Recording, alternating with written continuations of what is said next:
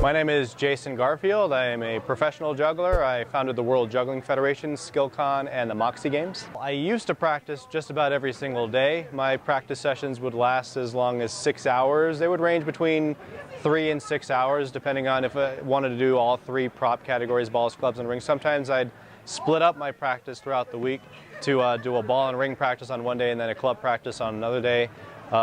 Just depended. It changed from time to time. But when I was in my prime, I don't think there was ever 5 days that went by that I didn't practice. Usually 6. Rarely I would take a day off for a week. I pretty much juggled every day. Yeah, there's definitely a warm-up routine. It basically just consists of starting with one object. Usually balls, they're the easiest ones to control when you're cold.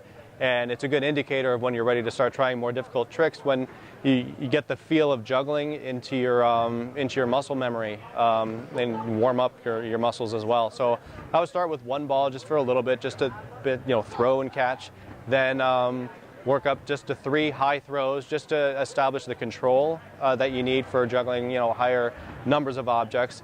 And then a lot of just basic pattern stuff, really, just to make sure it's all going in the right place and getting that feeling good before you go on to more difficult stuff. And then I'd work on the same kind of pattern as a basic pattern, but maybe side swap variations, but everything just straight in front before you start going into overhead throws or synchronous side swaps or back crosses or 180s or 360s.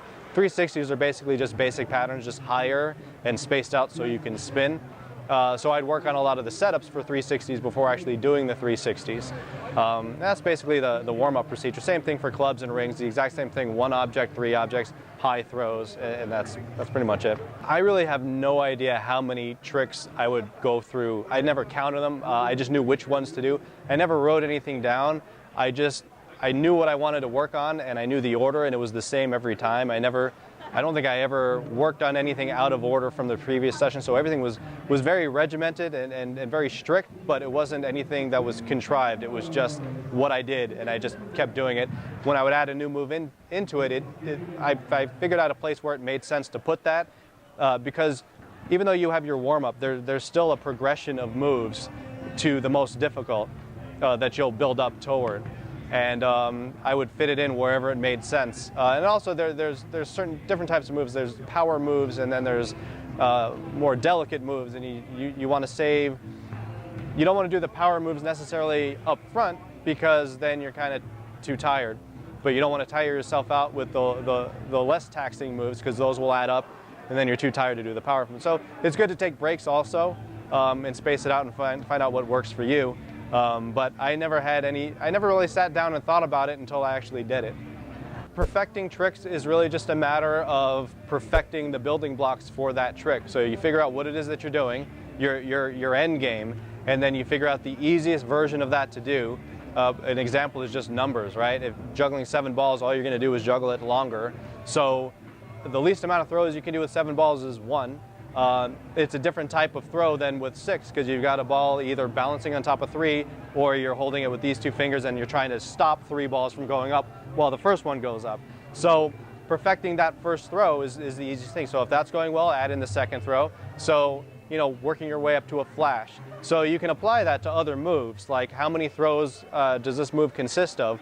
What's the minimum number of throws that it makes sense to work on that will help me build up the number of throws for it? So a lot of them, side swaps or whatever, you don't necessarily have to re-enter the pattern to begin with when you're doing, like say 9-7-5-3-1, establish the pattern, 9-7-5-3-1, and then just collect and see if you had to move around to collect them, then probably not a good idea to start trying to re-enter the pattern, because you're going to be coming from all over the place.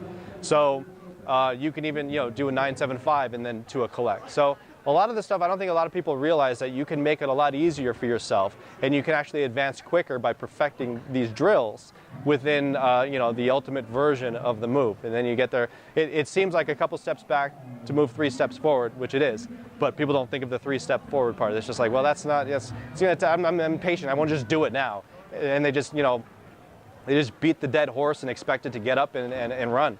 But take your time, and it'll save you time. No moves are ever ready for the show. The best you can do is, no, that's not true. There is a way. But, juggling is so fickle that you can drop on everything at any time, without reason. But the best you can do is make sure that you can get it 10 times out of 10 in a practice session perfectly, and then take that a step further and do it cold.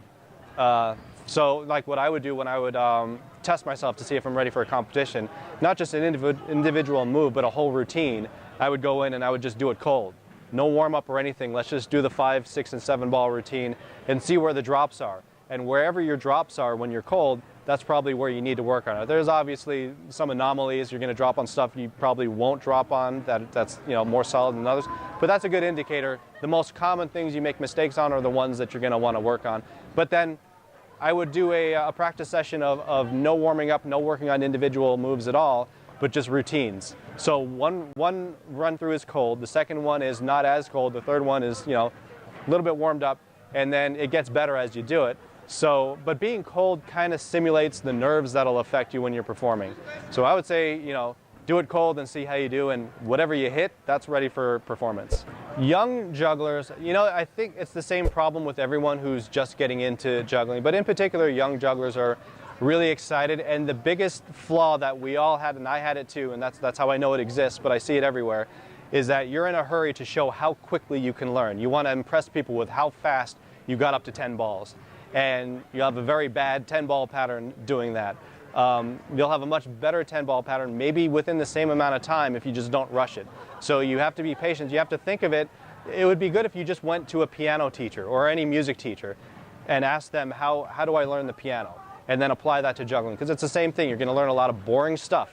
You're going to learn your scales. You're going to learn all the technical aspects before you start playing something that actually sounds like music.